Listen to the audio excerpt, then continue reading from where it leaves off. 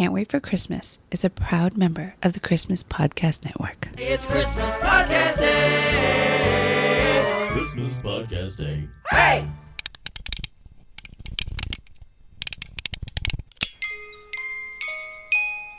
Hey, buddy, what you doing? Is it Christmas yet? No, sorry, not yet. I can't wait for Christmas. Yeah, I can't wait for Christmas either. In fact, let's celebrate now.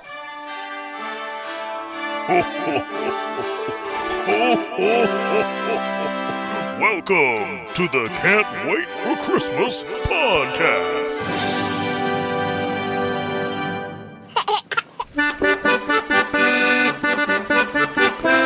Welcome, Yule Believers, to a special Christmas Podcast Day edition of the Can't Wait for Christmas podcast. The podcast all about Christmas history, Christmas traditions, Christmas media, and everything else Christmas.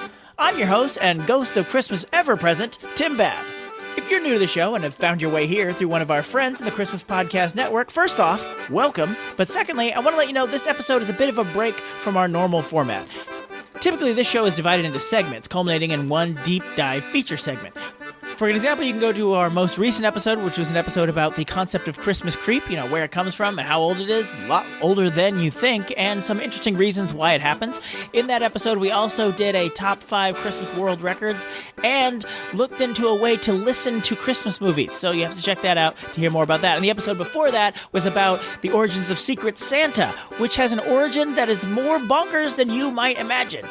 And in the episode, we also did top 5 Christmas commercials and found a way to listen to Christmas music from the Disney theme parks. So again, if you want to hear a regular episode, hop back just a couple episodes in the back catalog. You'll find 2 really good ones. But today, we're just going to jump straight into the feature segment. You see, the theme of 2023's Christmas Podcast Day is Charles Dickens' classic story, A Christmas Carol. There are many different adaptations of this story, and each of us is covering a different one. I picked a particular adaptation that I'm going to talk about because of a long-standing tradition here on the Can't Wait for Christmas podcast. You see, our 5th ever episode was in November of 2015. In it, we covered the much-beloved special, A Muppet Family Christmas, and every year since, we've discussed some contribution the Muppets have made to the Christmas celebration. It's a tradition we've come to call Muppet-vember. It's time to thank Jim Henson. It's time to do it right. It's time for Muppet Member on the Christmas Pod tonight. Yes, Christmas and the Muppets, 2 great tastes that taste great together, and specifically, the Muppets have adapted A Christmas Carol multiple times. We covered their most famous adaptation, The Muppet Christmas Carol, back in 2016. So today, we're taking a look at the 2006 direct-to-DVD production of A Sesame Street Christmas Carol. 'Tis the Christmas season once again, on a street called Sesame. A street where, year after year, sunny days have given way to the crisp sights and sounds of winter. This year is no different, for with the season comes the magical, snow-covered silence of a very special night. Tonight is Christmas Eve. Everyone is snug in their beds with visions of sugar plums dancing in their... Would you keep it down out there? Of course, not everybody gets into the holiday spirit. The plot revolves around everyone's favorite grouch, Oscar. He's decided to sleep through Christmas this year, but he's visited by 3 spirits who try to put him back on the right track. That said, this is about as loose an adaptation of A Christmas Carol as there's ever been. I think the Matthew McConaughey rom-com Ghosts of Girlfriends Past was a closer adaptation than this. This is more like when a TV show is out of ideas or budget for the season, so they do a clip show. Where's your Sesame Street Christmas Carol spirit? Hey there, imaginary listener. Sounds kind of like Kermit the Frog. First off, this is a pretty strange bit to put in an episode where we might have a lot of new listeners trying to figure out what this interaction is all about, but also, why are you even here? Kermit the Frog isn't even in this. It cannot be overstated that I am not Kermit the Frog, and I am not associated with Disney or the Muppets. I'm just a guy whose voice sounds increasingly less like Kermit the more that I talk. My name is Carl, and I won't have you trash-talking this special. Okay, Carl, but you have to admit, this is not a particularly faithful adaptation of this story. I don't have to admit that. I am the ghost of Sesame Street Christmas Carol Past. You've got to be kidding me. Through the magic of Christmas, we can go back and visit this movie. That's not magic. I can literally see you putting the DVD in the Xbox. May I be the first to wish you a very merry... Hey, don't say it. There's only one merry thing about Christmas. And what might that be? It only comes once a year. And this year I plan to sleep through the whole thing. Fruitcake and all. So, if you don't mind, just read this. Do not disturb until after Christmas. Oscar. That's right. So just take your Christmas greetings and scram. Nighty-night. Ha! See? Tim Curry. That's great stuff right off the bat. Yes, it reminded me to watch Muppet Treasure Island again. Also, soak up all of this Tim Curry goodness now, because this is all you get till the very end. Though I will say, his interaction with Oscar is great, and it's a nice setup for Oscar being our Scrooge stand-in. But then along comes Joe Marley from Scaredy Pants Delivery Service, and this guy must be Employee of the Month every month because he is super scared of Sesame Street. Now, granted, I grew up watching Sesame Street, but what is there to be afraid of? But did you catch his name? Marley? As in Jacob Marley? I mean, sure, he serves the same purpose, warning about the three spirits, but you can't tell me it's not a loose adaptation. Unlike Jacob Marley, Joe has no prior relationship with Oscar, much less being his former partner, and instead of scaring Oscar, Joe is scared of Oscar. But other than that, nailed it. Sure. So, Joe gives Oscar an old can of beans and a set of instructions to read in order to summon a spirit. Amazingly, Oscar reads the instructions and summons the spirit. This is the only Christmas Carol adaptation I'm aware of where Marley gives Scrooge the loophole to not summon the spirits. Like, if he doesn't read the instructions, the spirit don't come. But Oscar doesn't take advantage of this loophole and summons Rhubarb the Grouch, the ghost of Christmas past. Rhubarb, the Grouch of Christmas past. At your service, lad. Rhubarb? The Rhubarb the Grouch from London, 1843? Why, you're Grouch royalty. Oh, you're too unkind. Well, it's, terrible to meet you.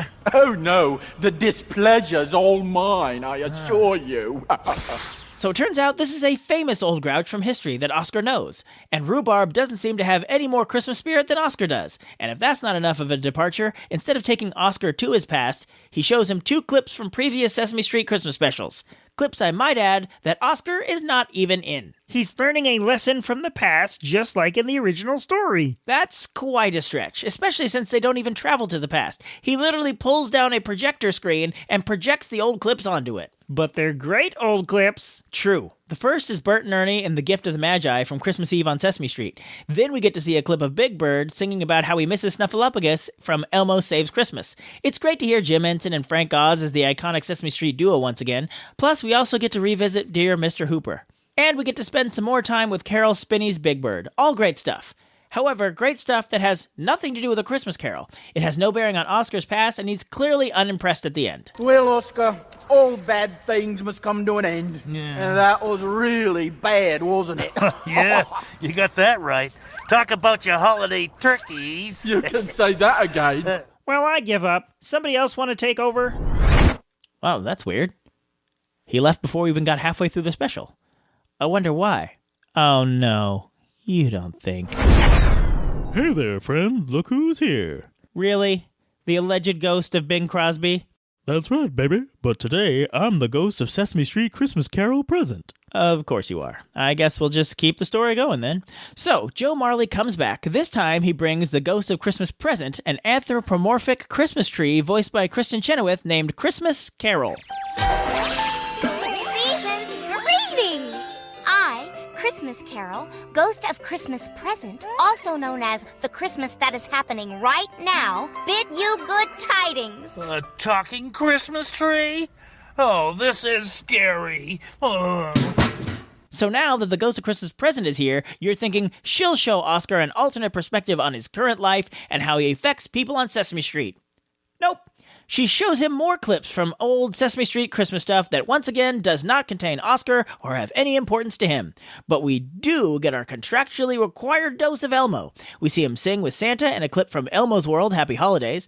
Then Elmo sings how Christmas should not be every day from Elmo Saves Christmas. Then another clip where Elmo learns about Hanukkah and Kwanzaa from Elmo's World, Happy Holidays. And finally, most of the cast sings a song about keeping Christmas with you all through the year in our third clip from Elmo Saves Christmas, which I'll remind you was somehow part of Christmas past and Christmas Present.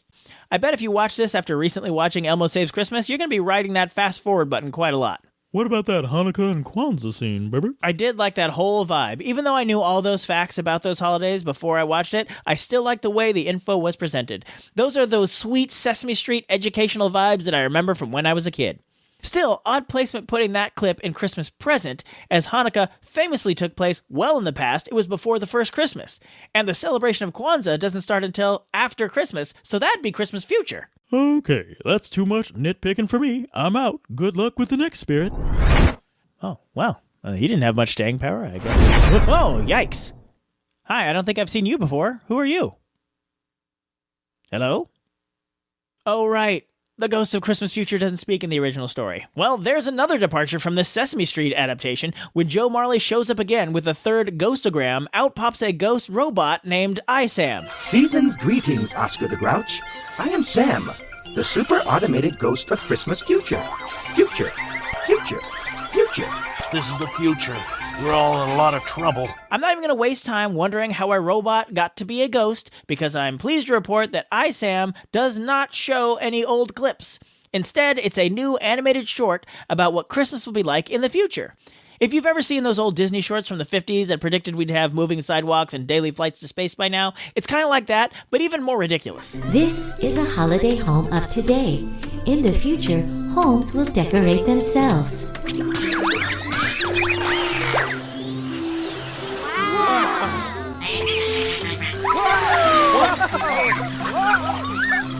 Today, families enjoy holiday dinner at the table.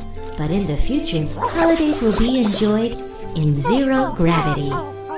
No need for messy food when you can enjoy a delicious chewable space food capsule instead. None of this has any effect on Oscar, however, until Sam short circuits and won't stop clanging its Christmas bells. Then Oscar hides in his trash can, only to be interrupted by Joe again. But suddenly it's daytime now, and Joe isn't a delivery boy, he's Joe Dickens from Brooklyn, and he thinks Oscar had a bad dream. Then he gives Oscar some wrapping paper that he's throwing away, and that's what gives Oscar a change of heart about Christmas. Not anything we've seen up until now, just the promise of new trash flipped his mood. So, just like the three spirits failed to convince Oscar to love Christmas, my three spirits failed to convince me this was a faithful adaptation of the Dickens story. But also like Oscar, I found something to enjoy about it anyway.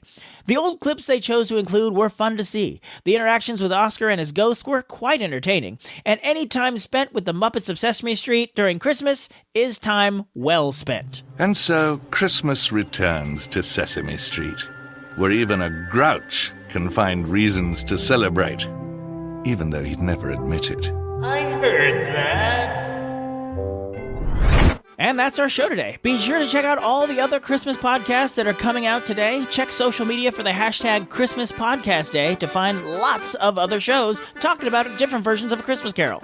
And check out the show notes for this episode at can'twaitforchristmaspod.com to vote in our Merry Music Madness event. We're doing a bracket-style elimination competition to name the ultimate Christmas musician. We're at round 4, and the matchups are Bing Crosby versus Vince Guaraldi, Johnny Mathis versus the Muppets, Kelly Clarkson versus Andy Williams, and Nat King Cole versus Burl Ives.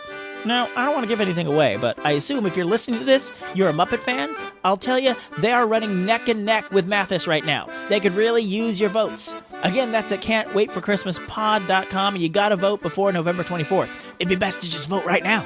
Okay, we'll be back November 25th with our regular episode, and until then, you believers, happy Christmas Podcast Day, and keep laughing all the way. And that was Christmas 1983. Actually, Dad, it's 2023. Oh. Thank you for listening to another episode of the Can't Wait for Christmas podcast. If you like what you hear, please subscribe to us on Apple Podcasts, Spotify, Google Play, or wherever you get your podcasts. Remember, if you leave us a review on Apple Podcasts, aka iTunes, and email us about it at christmas@tancast.com, we'll send you a free Can't Wait for Christmas sticker. If you'd like to see the show notes or leave a comment on this or any other episodes, you can go to our official website, can'twaitforchristmaspod.com. While you're there, you'll find a link to our official Zazzle store, where you can grab customizable t-shirts, ornaments, stickers, and all sorts of other Christmas-themed items all year long. We'd love to connect with you on social media. On TikTok, Facebook, Instagram, and Threads, we are Can't Wait for Christmas Pod. And on the app formerly known as Twitter, we are @ChristmasPod. We Wish You a Merry Christmas was performed by the United States Marine Corps Band, and this amazing version of Jingle Bells on the accordion was performed by the wonderful and talented Christian Nowicki. All other music and sounds used in this episode are the properties of their individual copyright holders, and they are used for purposes of commentary and review. No infringement is intended. Okay, boys, did I forget anything? God bless us, everyone. Merry Christmas!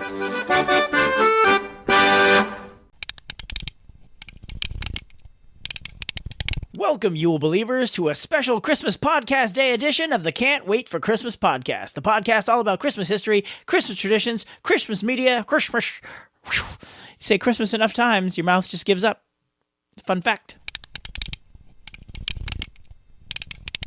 Typically, this show is divided into segments, culminating in one deep dive segment. For example, you can go to our last episode, which was all about... I don't even remember now. I forgot what our last episode... It was like a week ago, and I don't remember what our last episode was. This is why I should write the entire script down. Sometimes I don't write the whole script down, and I try to wing it, like right now. And now I'm winging it, and now, turns out I don't have wings. I'm plummeting towards the earth. Ah! Secret Santa was the week before... Christmas Creep! It was Christmas Creep! I'm back. Everybody. But today, this episode is just the feature segment. No filler, all killer. No, why do you say stupid things, Tim? What about the Hanukkah and Kwanzaa scene, baby? I love Ghost Bing. Doesn't sound a thing like Bing Crosby, but he's fun to do.